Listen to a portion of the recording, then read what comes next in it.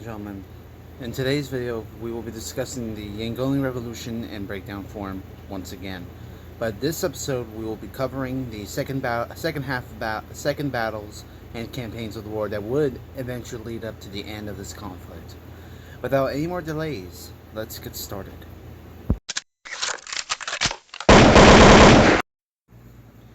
On April 17th, 2024 at noon, the battle for the Yengolian capital, or the second half of the battle of the Yengolian capital began. This time,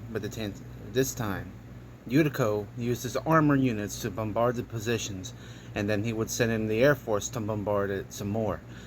After the planes did the job and the tanks as well, the infantry were then ordered to charge and rush the defenses, which resulted with the Allied forces suffering heavy casualties, and a few men were captured for prisoners.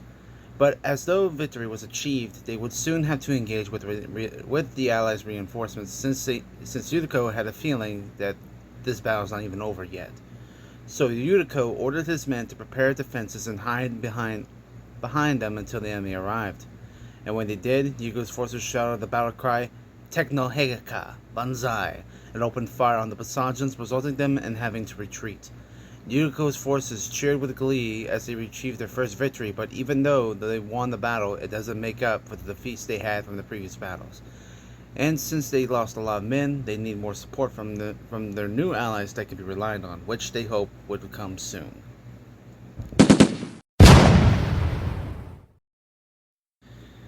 Emperor Hirohito heard of Yudiko's success in capturing the Yengolian capital and the defeats from the other battles, which makes him worried about what would happen if he continued the war with the forces he has.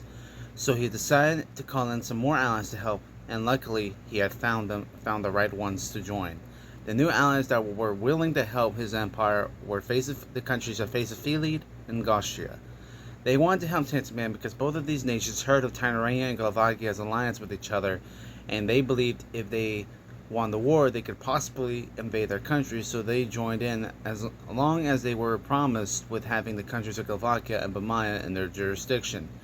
King Harold was very displeased with the defeat on the Yengolian capital, but he was glad that the Botswana and Australian soldiers arrived on time. The leader of Slovakia, Philip Kovac, received a radio message from Tainarania letting them know that they have landed in Kandust, and they will be waiting for them to be at the Kandastian border.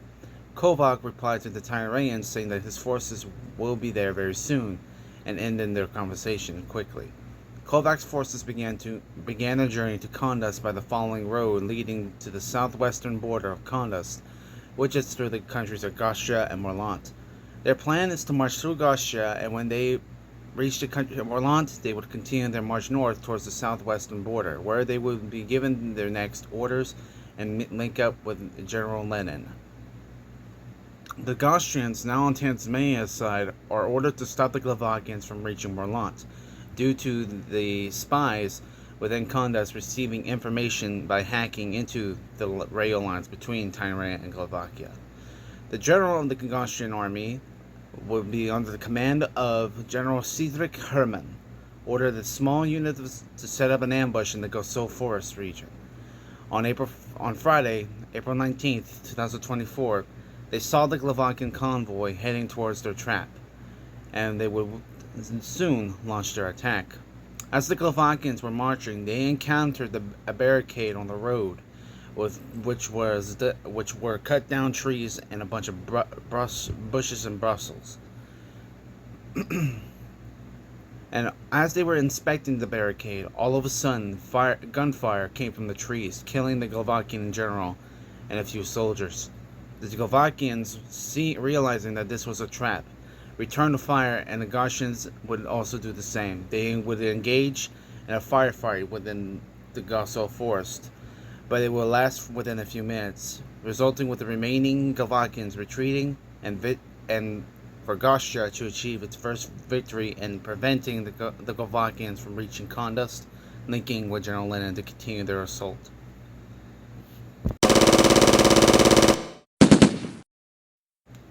General Lenin, on the other hand, has received his reinforcements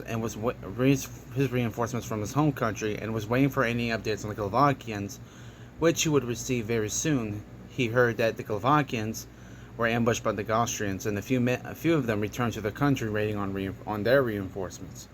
Lenin knows that if the Austrians held the position, it could delay the arrival of the Slovakians, so he radioed Tsar Alexei and told him the news, and was asking for permission to lead a unit of soldiers to conquer the left side of the Kandus, and from there march to Austria and help the Slovakians.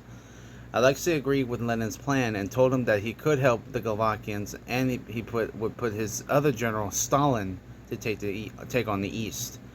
Lenin's forces began to take siege on the village of Koyan. The battle began when Lenin's armor units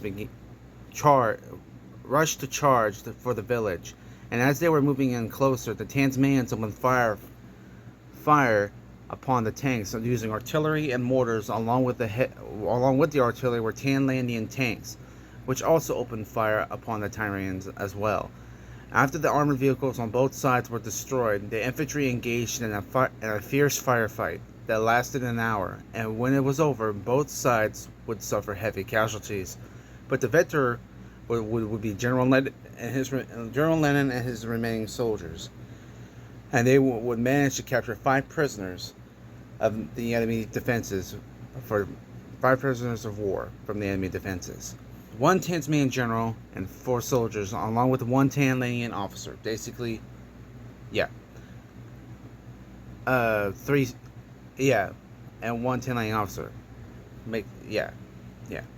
Since Lenin lost more men, he can't use what he has left of his unit, because he knows that the Austrians are well prepared, and his small unit can't take them head on without being outnumbered.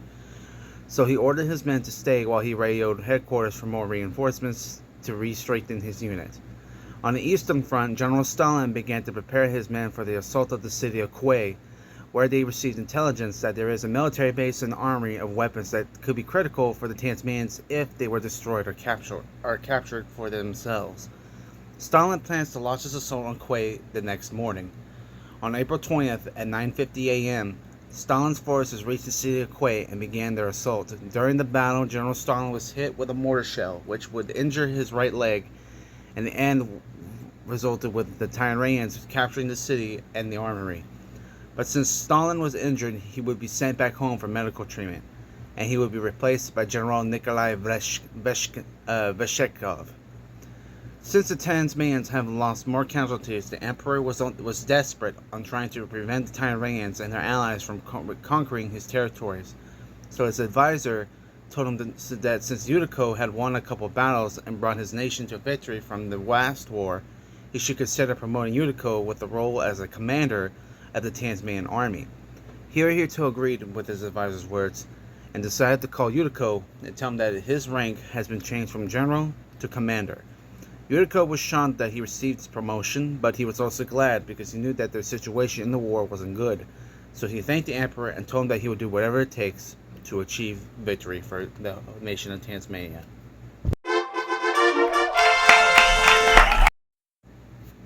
As for the Basajan forces, they are planning to launch a mass assault on the Yengolian capital and try to recapture it, which will begin sometime in the evening.